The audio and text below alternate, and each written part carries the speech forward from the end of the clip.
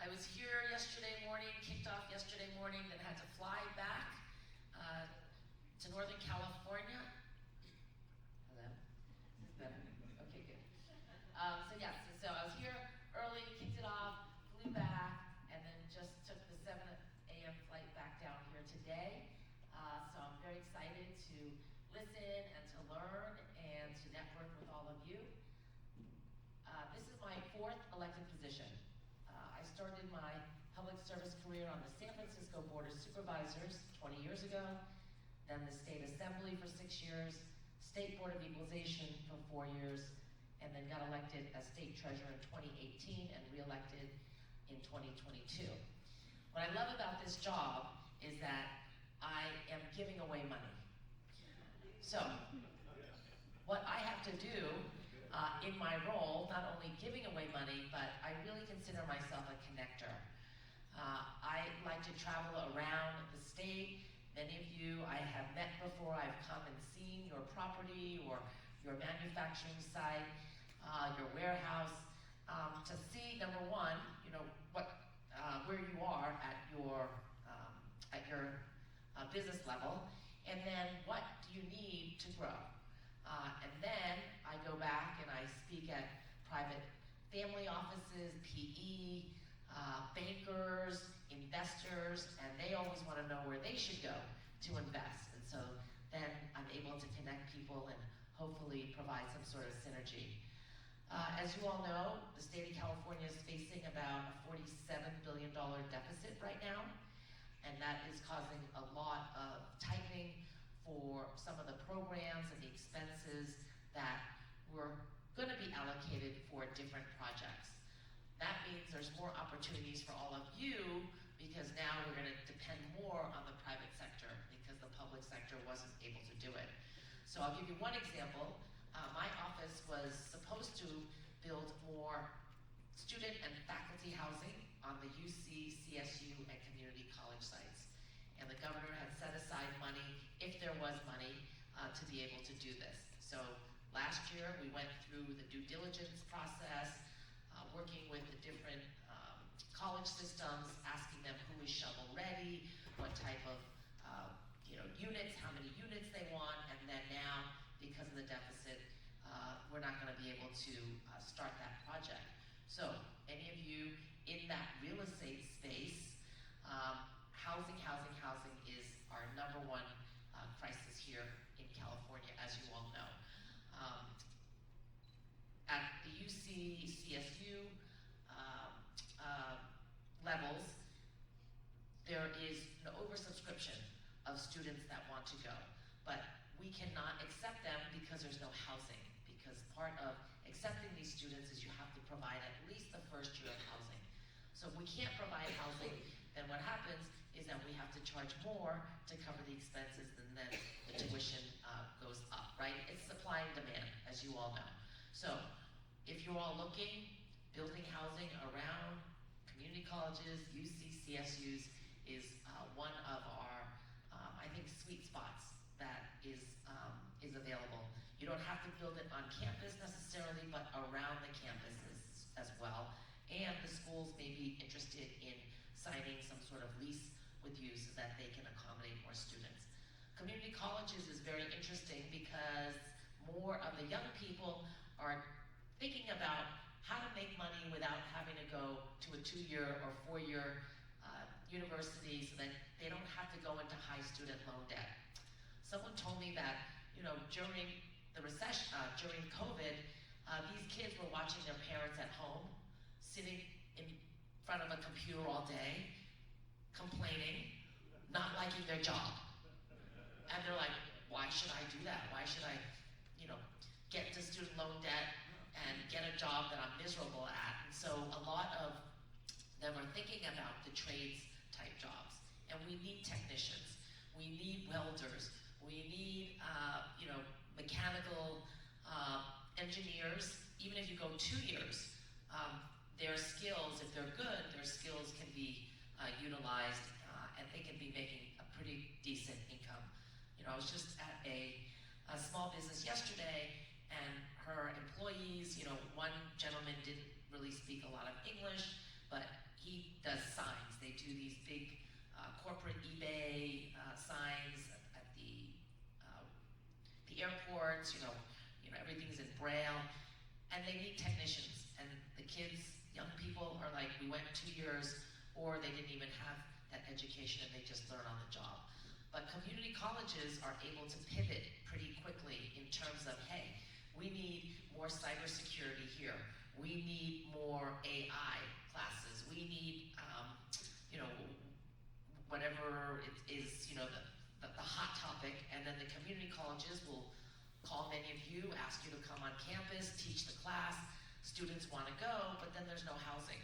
And so they're living in their cars, couch surfing. And so, again, I really think community college housing is kind of the next hot spot, where the young generation, or people like us that are going back, understand that they need to get training, and these instructors are from the field, and they're actually teaching you real life experience versus having you read a book, right? That's kind of outdated. So that's one.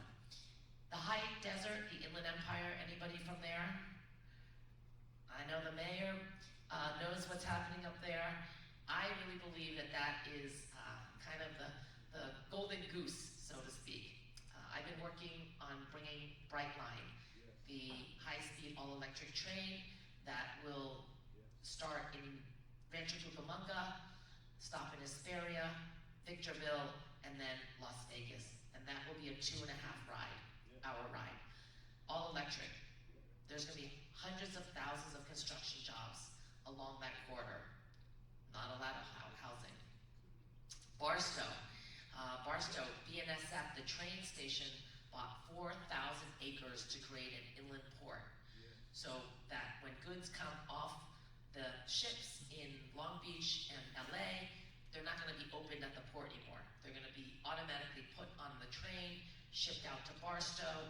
All the companies will be out there, the Walmart, the Costco's, the Amazons. They'll unload, repackage, and then ship out from Barstow.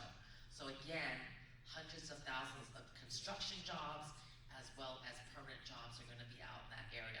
And how much housing is out there, Mayor? How much housing? Housing. Not enough. Not enough. Not enough. Not enough. And the land is pretty reasonable right now. And I know some people, smart people, have been, buying it up. But right now it is reasonable, and so we're reasonable, yes. And San Bernardino, Riverside, I find that those two counties and the elected officials are much easier to work with. They want economic development, they want jobs, they want people to come out, and so let us know. I'm sure there's people out here, but I can introduce you to folks that are working on these projects. AI, I know you're all going to talk about AI today. You know more about AI than me, but ChatGPT has been great and a help. I just ask it questions all day long, and sometimes it gives me an answer that I want, but at least it leads me down a direction where I know, what I don't know from ChatGPT. So I'm going to leave that aside. And of course, green energy, sustainable, green technology. The governor set aside a mandate or a goal for all new passenger vehicles to be all electric or electric by 2035, 80% to be all electric, 20% to be hybrid. And all of you know, if you're in that space, we don't have enough charging stations, right? So the infrastructure is lacking. We also need to make sure we're working with utility companies so that they can create the excess capacity needed for all of these charging stations. So storage, charging stations, Lithium Valley is a big deal right now in the Salton Sea, and so a lot of development is out there. In California, we also passed 2 stem cell initiatives over the last 20 years. We are the only place that is investing in research and development for new stem cell therapies. So all of the best and the brightest are trying to come to California and work with our institutions, but again, no housing for them, okay? So that is a real, detriment to a lot of the things that we want to do here. If there's no housing, it's too costly, we're not gonna be able to attract those jobs and those workers that wanna come. I just went to a company, Stratus, yesterday, right in San Francisco in my backyard, and I didn't even know that they were making these customized micro satellites that go into space. They're funding it, and they will lease it back, and the Philippines just ordered 2 of them, because they have 7,000 islands, and they don't have any broadband, right? They can't put, all the wires, underneath the water, and by buying these satellites, now, all of these folks on these islands will be able to have banking access. Because right now, in order to go to a bank, some of them have to get in a boat to go to the bank. I mean, you don't even think about things like this, but satellite, space exploration, satellite market, California is leading, and so there's a lot of these companies that are investing, and that I think is gonna be booming as well. What else would you like to hear about? Anything else? Any other industries in here? Biotech. Biotech was booming before the pandemic, as you know, and then it's been slow. A lot of the companies in the Bay Area have been kind of laying off people, and so there just has to be more money that goes into research and development. I wish the federal government would lower the interest rates, because I know there's a lot of money sitting on the side waiting to be deployed, but for the high interest rates, and so the sooner that we can get inflation under control, lower the rates, I think that investors will get back in. And a lot of commercial, I know some of you are in the commercial space, adaptive use, reuse for some of the existing properties that are out there. You need to think about the next generation, right? Our generation wanted a house. We wanted stability. This next generation doesn't want a house. They don't want to have a car, right? So that means, what do they want? They want a lifestyle, right? They want to have everything that's easy and accessible, kind of like in Asia, right? That model. They don't mind living in a smaller apartment as long as there's things to do.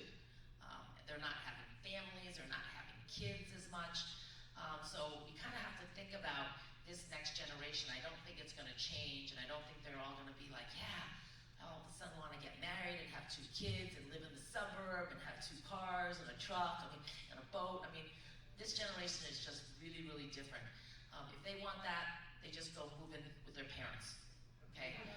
That's how it is. Okay, I can't afford it, I'll just go live with my parents, get my room back and borrow their car. This next generation is looking for more lifestyle, even in the companies.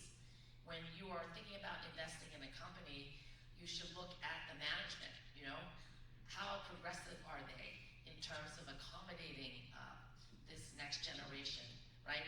They like communication, they like praise, they like, to think that they're smarter than all of us, right? And it's not easy, because it's kind of like, a mind game, right? It's like you're kids, you have to convince them that they need to respect you because you've been around and you're smarter, even though they don't, right? And so there's certain companies that are better at mobilizing and organizing and communicating with this next generation than others, and those are the ones that are gonna last, because these kids, if they don't feel like they're being listened to, or they don't feel like they have a purpose, or the management they don't agree with, they're just gonna quit. And you know how hard it is to retrain and to hire new workers. So we need to reinvest and better invest in our people and think about how to engage this next generation.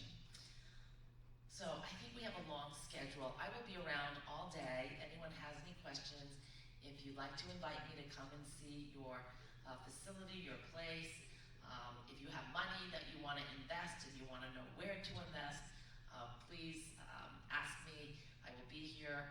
I want you all to stay here in California, grow, move your manufacturing to the tiny home people, come to California, and then we need to create more jobs and more tax revenues, and And that's what makes California great, is our diversity, is our can-do attitude, is our ability to share, cooperate, and really help each other so that everybody has a win-win situation. So thank you all for coming out, and I look forward to hearing all of the panels here today. Thank you.